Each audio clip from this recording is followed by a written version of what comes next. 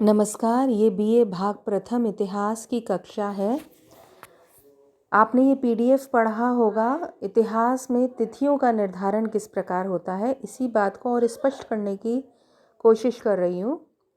जैसे मैथ्स में स्केल होती है, ऐसे इतिहास में हम समय की एक स्केल मान लेते हैं। उसमें एक ज़ीरो है, ज़ीरो के आगे चलेंगे तो धनात्मक संख्याएं आती हैं, पॉजिटिव, और ज़ीरो के पीछे चलते हैं तो ऋणात्मक संख्याएं आती हैं, यानी कि नेगेटिव। इसी तरह ये समय की स्केल है। आप देख पा रहे हैं इस स्केल को।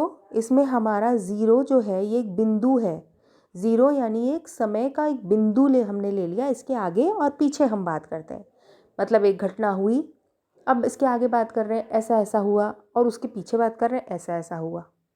तो एक कोई महत्वपूर्ण घटना हम परिवार में भी देखते हैं या हम कहानियों में देखते हैं। एक ऐसी बात हम देख लेते हैं जो एक बहुत महत्वपूर्ण घटना हुई हो, फिर कहते हैं अच्छा उसके चाचा की शादी थी ना, उसके बाद में 10 साल बाद ऐसा हुआ था, और इसके 10 साल बाद वो आगरा आए थे। या चाचा की शादी हुई थी ना, उसके 2 साल पहले उस बच्चे का जन्म हुआ। इस तरह से घटनाओं को हम संदर्भ एक दूसरे का देखते हुए याद रखने की कोशिश करते हैं। इसीलिए एक बहुत महत्वपूर्ण घटना ईसा का जन्म हमने ले लिया, हमारे ज़ीरो के रूप में एक बिंदु बना लिया उसे। ईसा के जन्म के बाद की बात करते हैं और ईसा के जन्म के पहले की बात करते हैं। इस तरह से हम इतिहास में तिथियों का निर्धारण करते हैं।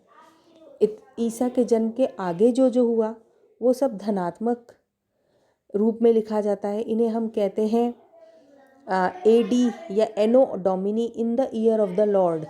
यानी ईसा का जन्म हो चुका है, भगवान का जन्म हो चुका है, उनके जन्म के बाद क्या क्या हुआ, उनके जन्म के बाद जो हुआ वो ईसा के काल में ही हुआ, भगवान के काल में हुआ। इसलिए इन the year of the Lord कहा जाता है, एडी एनो डोमिनी।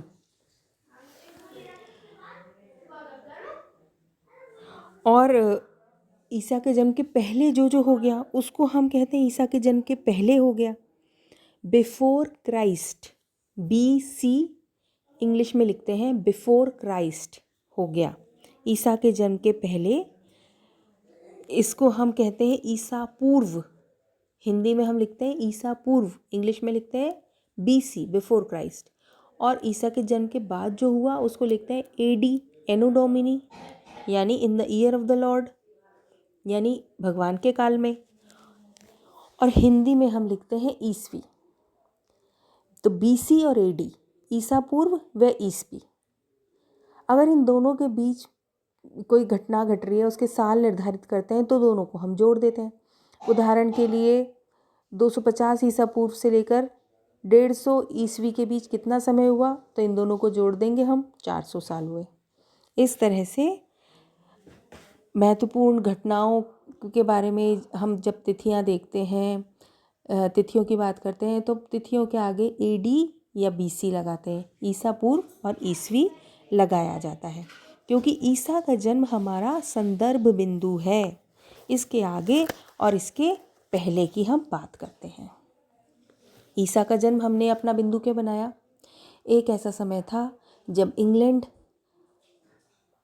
या यूरोप के, इंग्लैंड आधी से ज़्यादा दुनिया पर राज कर रहा था। यूरोप के जो दूसरे राष्ट्र थे वो भी बहुत ही महत्वपूर्ण थे, बाकी की पूरी दुनिया पर बहुत महत्वपूर्ण प्रभाव वो स्थापित कर रखा था। उन्होंने बहुत से देशों में अपनी कॉलोनियाँ स्थापित कर रखी थीं, उन्हें अपना गुलाम बना रखा था, और ये इतने महत्वपूर्ण थे। यूरोप में जो सबसे महत्वपूर्ण धर्म उस समय चल रहा था वो था क्रिश्चियनिटी, ईसाई धर्म, और इसलिए उसमें ईसा का जन्म, ईसा एक महत्वपूर्ण, ईसा सबसे महत्वपूर्ण थे। इसलिए ईसा के जन्म को संदर्भ बिंदु बना लिया गया, हमारा ज़ीरो हो गया ईसा का जन्म।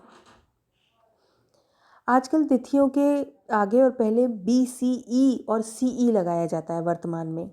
BCE यानी बिफोर कॉमन एरा, ये वही है, ईसा पूर्व BC वही है, और AD के लिए अब CE लिखा जाता है, यानी कॉमन एरा।